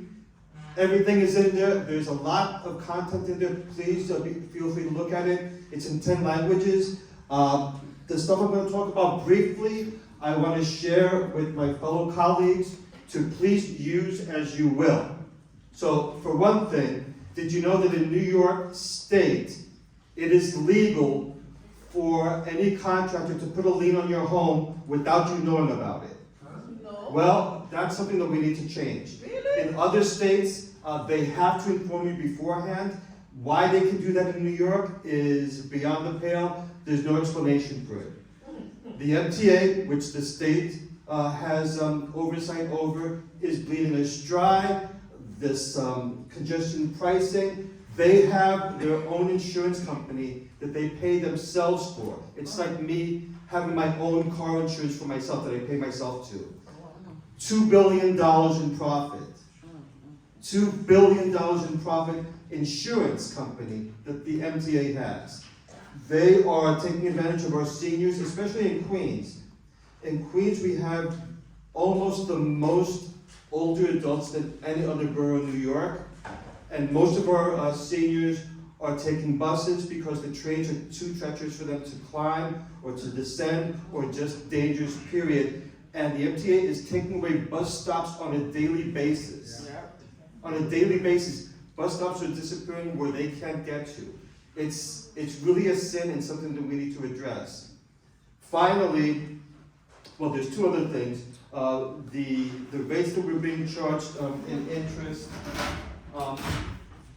fees from like Con Ed, National Grid, these extra fees are just, they have to stop, everyone knows it, and that's something that we have to work on. And there was one more final thing, the most important thing. What the state does that's good. If you're the victim of a crime, petty larceny, your catalytic converter is stolen, somebody steals your eyeglasses, and you're 60 and over, the state can refund you up to $2,500. $2,500 if you file a claim with the state through the State Office of Victim Services. The bad news is that nobody knows about it. Did you know about that? Did we know about that? That's something that we need to, this is a state program that nobody knows about. So what I'm working on is we have offices in every borough that are supposed to inform the public, inform our police, inform our community centers, and they're not doing their job, but they're making all the money. So what we need to do is establish a central office of victim services here in Queens, where we will ensure that we reach out to each and every precinct so that they know about this program and can help victims of crime on the spot, instead of finding out later on and not being able to do anything about it. All you have to do, if you're a victim of a crime, file a complaint, and the police should be able to say, oh, check this out, you can file a claim with the state and get up to $2,500 back. That's all the good news I have, folks, so thank you. Hi, ladies and gentlemen. Welcome to come here tonight. We are here to same question, same issue. That's why we're here to fight our right. My name is Ken Lee. I'm a Republican running for District 17. And I'm gonna have a little longer to speak. So hopefully everybody have a patience to listen to me, okay? Okay, the first I'm gonna say, I always believe American freedom of speech, freedom of religion, a freedom of press, a freedom of life. But now, to all of you, to living the city is a high control area. It's not freedom anymore. And a politician can do whatever they want and without a notified art, right? You know, what is a great country? What is should be a great and better country? But the Democrat want to destroy my community. But Democrat want to destroy my American dream. But Democrat want to destroy this great country. But I'm not against you, I'm sorry, okay? But I have to say that, okay? So, here I'm a running Republican. I'm really proud of a Republican, Chinese American, and Democrats want to open border, and we Republicans want to secure the border. We Republicans secure our safety, and same sent to all those Republicans at the Congress to pass Lincoln Lighting Ethics on March 8, 2024 into the law. No more innocent people to be killed. No more open border. Enough is enough. And it's joke about the bill reform. The police arrest criminals. The court let go the criminal. Democrats destroy property safety. And is everybody agree about what I say now? Yes. Okay, good. And also homeless shelter. Can you believe that Democrats build homeless shelter non-stop? And it's more homeless shelter Democrat build, the more homeless people come to the city. Am I right? That's ridiculous. That's insane. This is unacceptable. We have to fight our problem. We're not gonna stay there quiet and do nothing. Everybody has to come out. Like say, I do the petition and people stay home. Say, oh, I'm a Republican. But I can't get out to say something. You know what? I say, what happened? My neighbor is Democrat. The other neighbor is Democrat. If I come out to say something, they're gonna be, against me. I say, what about? What about? We have to all come out to fight our right. Excuse me? Why you are free about something? This is a freedom country. We have our right to fight. Wake up. And, the Democrats, they don't know what they are doing. But Democrats know how to waste your money. You tax dollar, you pay, I pay, all of you guys pay, we all pay. I organize many protests against building homeless shelter because I know it's not solution. We Republicans know it's no solution. Excuse me. That's ridiculous. I'm angry tonight. Have to speak up. I'm so angry. I think all of you know what I'm saying about. This problem for all of you, not only for me. Right? And the other way, if I really elected, I would demand more affordable housing, more job training program, more job rehab center, more mental health program, help people to make that live, more cop on the street, help people to stay alive. And also education is really important to our kids. Our kids are our future of America. More charter school that really teach our kids. But Democrats cut the school funding, shame on Democrats. But I'm sorry, I'm not against you, okay? I'm saying right now the city politics is totally wrong. The New York politics system is wrong. We need to fight. We need to come out. Don't be sorry. Nobody hide. If somebody hide like this, I'm gonna against you, everybody. Okay? Thank you very much.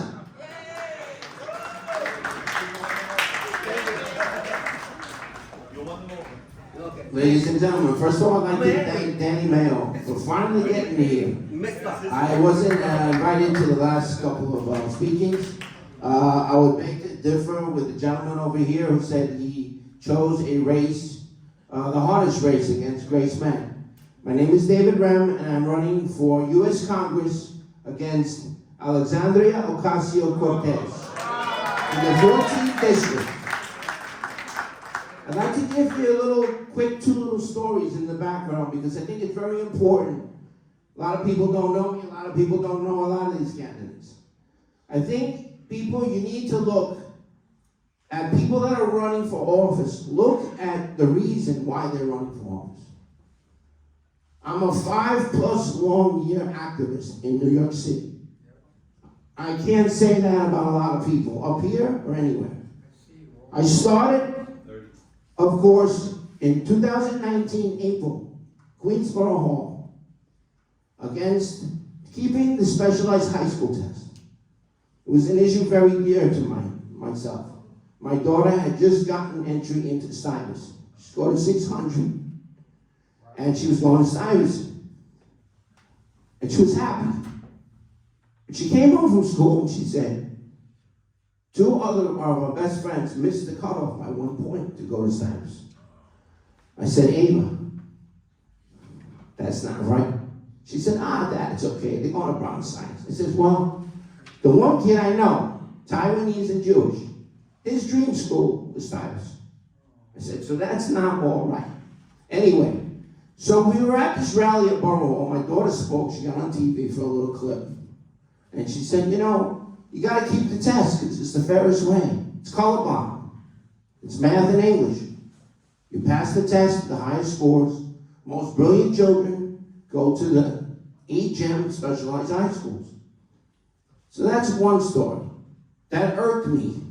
And I had no skin in the game, as they say. No other children were going to go attend any of these schools.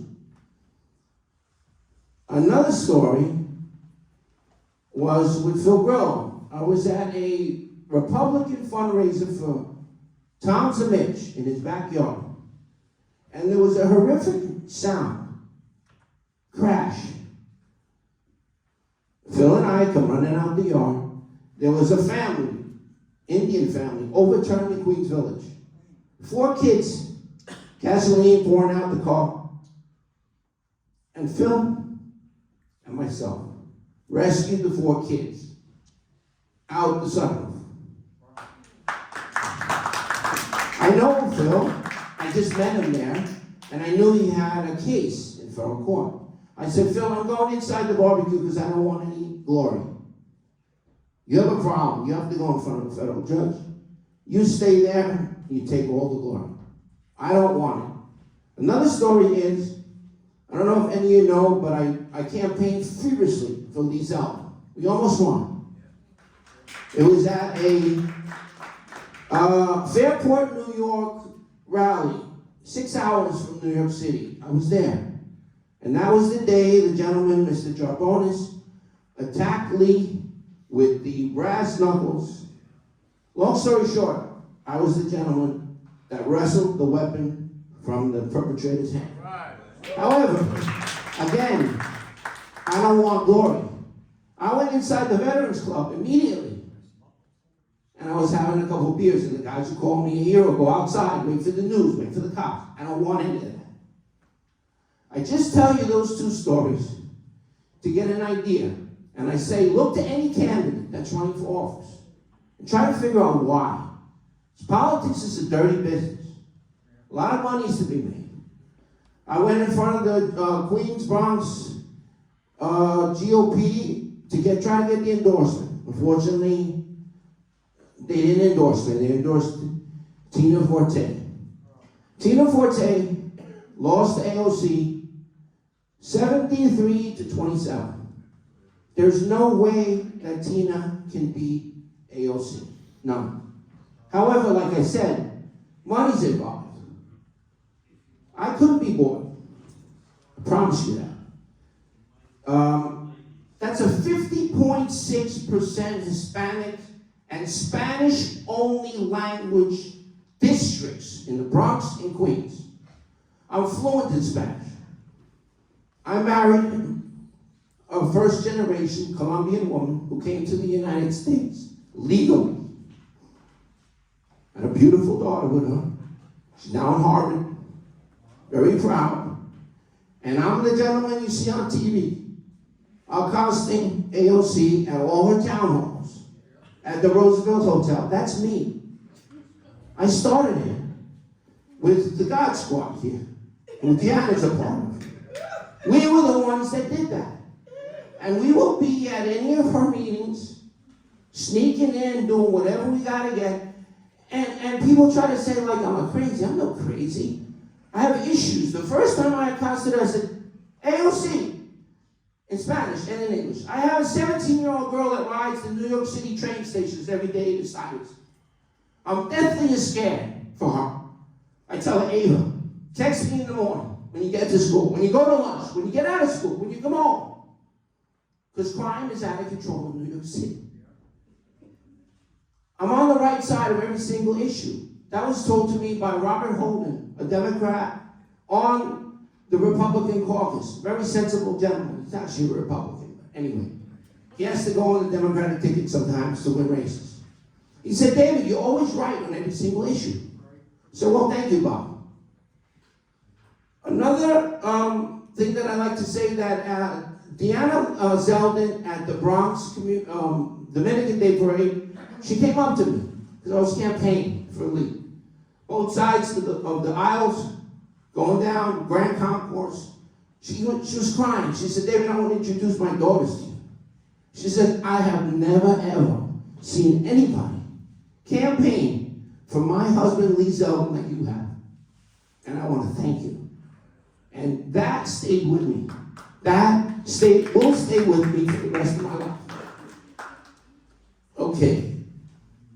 Now, I want to give you one last story. November 20th, 1974, my father suffered a massive heart attack. I am a public school student. I was in private school. I went to the same school as our great president, Donald J. Trump, the Q Forest School. And I also went to Catholic school and I graduated from St. John's University. Anyway, none of that matters. But on November 20th, 1974, my father died. 3 days later, there was a knock on my door. I lived on Q Forest Lane, which is 1 block from Q Forest School here at Austin and Union Turnpike. It was Donald Trump's father, Frederick Trump. And I answered the door. And he said, kid, where's your mom? I said, I'll go get her. I went inside, called my mom. She came to the door. And Fred Trump said, Mrs. Schramm, I'm so sorry to hear about your husband. I don't know if you know it, but I'm on Board of Trustees for Q Forest School. I've already spoken with Headmaster Philip Rogers, and from this date forward, I am paying for the 3 children for their tuition for the rest of their time. Who does that? That's my president. I will never disown him. And I can't believe at the state of affairs of the Republican Party today with the selection of candidates. Who they pick? They picked Mazie Philip. She's a Democrat, a lifelong Democrat. She only changed her party days or 1 week before the election. She didn't. Or maybe she didn't. I'm sorry. Well, she's a Democrat. How do we have a Democrat running for a Republican seat? Do you think the Democratic Party would ever have a Republican? No. Never. Another Democrat sitting right here, Ye-Ten Chu, lifelong Democrat. And I like to point this out because I was highly insulted by Vicky Palladino. A lot of you might know her. Think she's the greatest thing since Strawberry Shortcake. Vicky wouldn't let any Republican candidate in the last election come and speak at her club. Not Jonathan Rinaldi, not Daniela May, an African-American woman, anyway. So, Ye-Ten voted for Hillary Clinton against Donald Trump as well. And she was a big supporter. Anyway. Well, Lee Zeldin carried Stefano at that. Check out my past.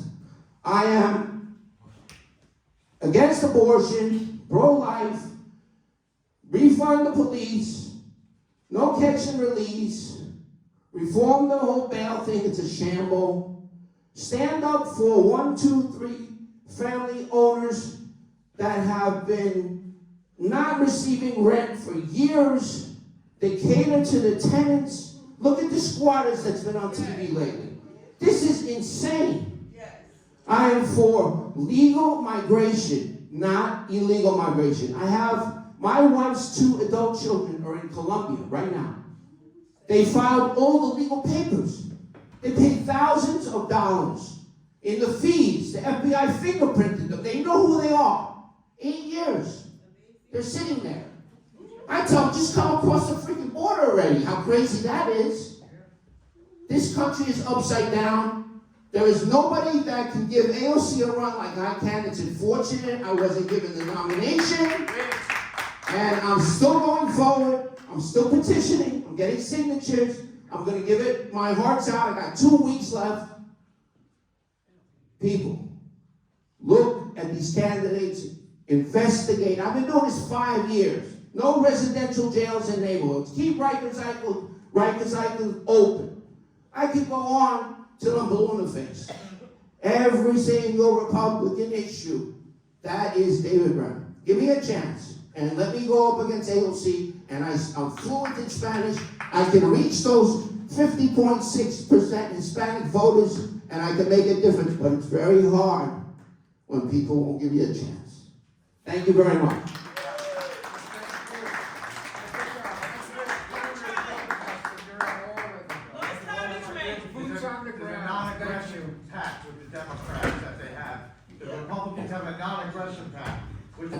That's why they're running The Republican. last thing I have to say is, I'm sorry, but I'm against all these Democrats right here. That's it.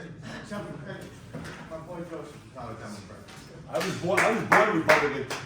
That's what it's all everybody saying. I'm the only one that's never been a Democrat. I don't know about others. Never. That's what I say. Hello, how do you do, everyone? Good evening.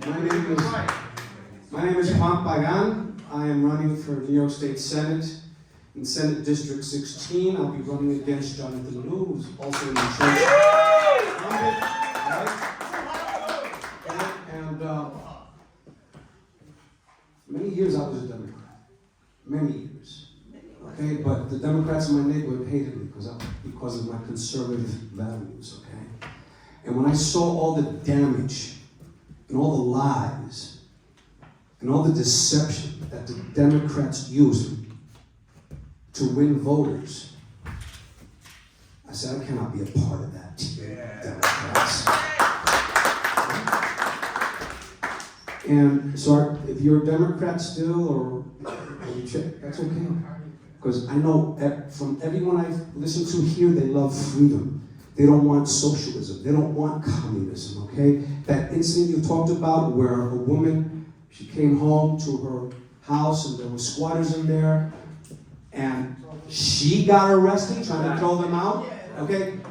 This is pure communism, because I recall a woman who came from Cuba, right? She had a business, her home, and when Fidel Castro took over, all these people with homes and property were ousted, and okay, so this is very, very identical to what's going on, socialism, okay?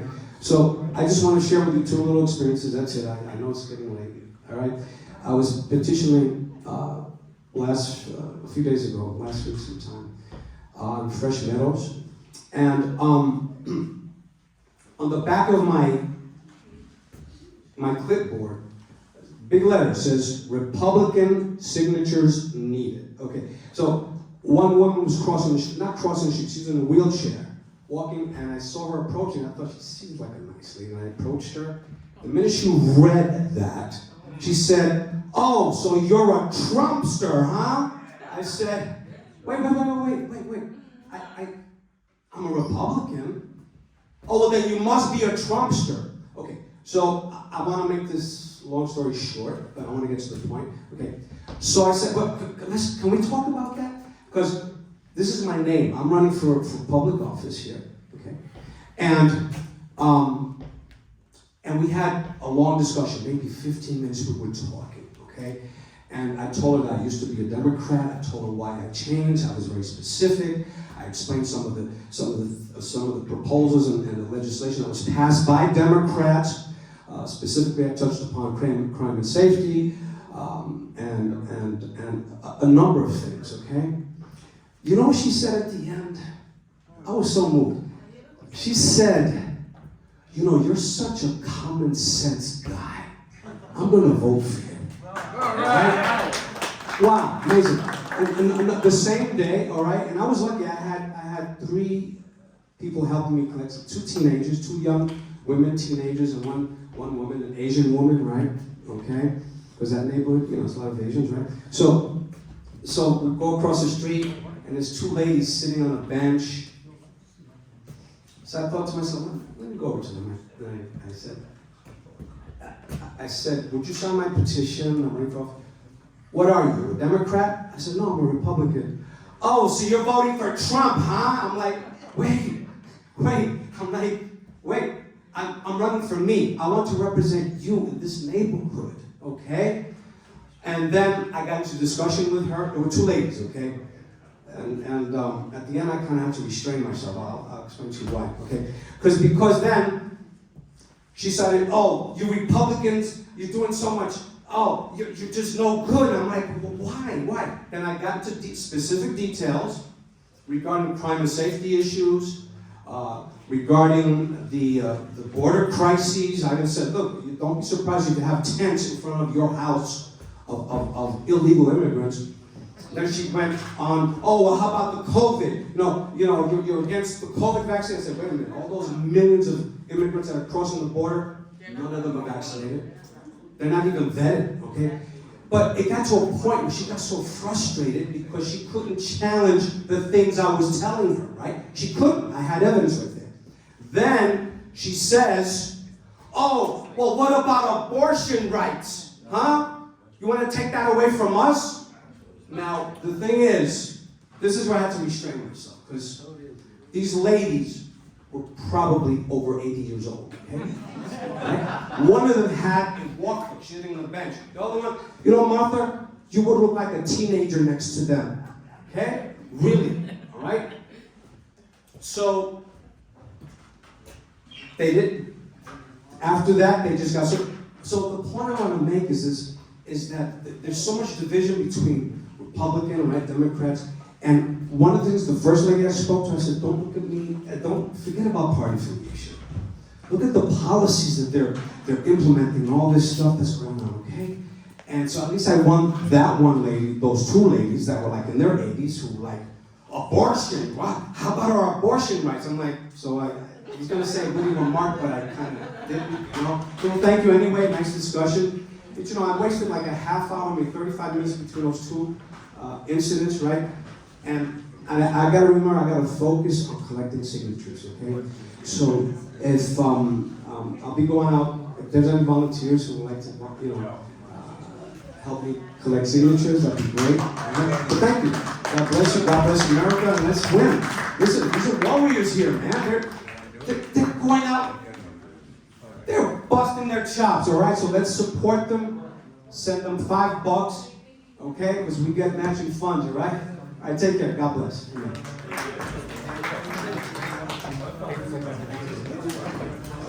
Now, let's see. Do you have any questions you'd like to ask our candidates before they get off stage? Oh, before you go, there's some questions from the audience. I'd also like to say that when I was in Washington, D.C.,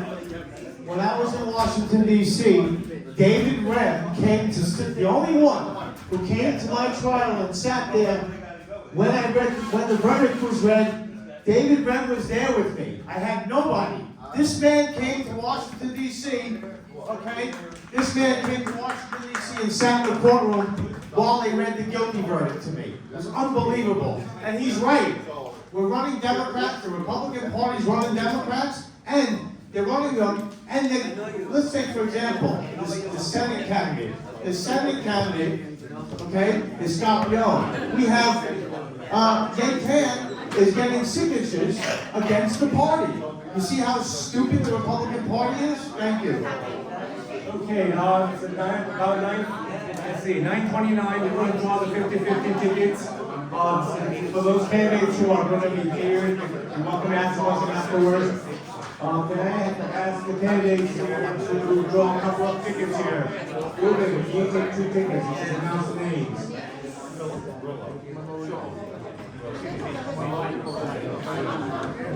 Okay, there's no name, but it ends in 8111. 8111. Ticket with ends in 8111. 8111. Got it, I got it. Oh, okay. Okay. Anyone want to price on the table? Anyone want to table? Yep. There we go, Mr. Carrillo. Anyone want to price on the table?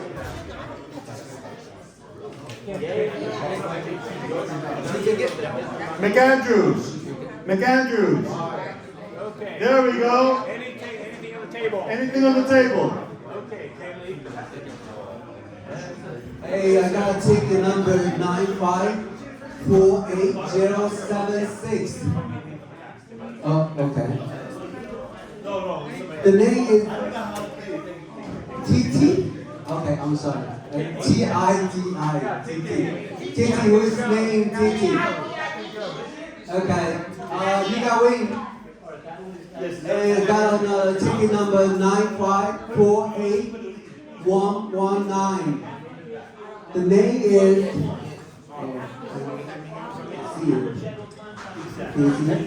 Matthew. M-A-R. I'm sorry. I got all my glasses, Dan. Oh my God. I can't read it. Can I say one more thing? We have a rally for small owner price, and address is 633 3rd Avenue, New York, Manhattan. Outside.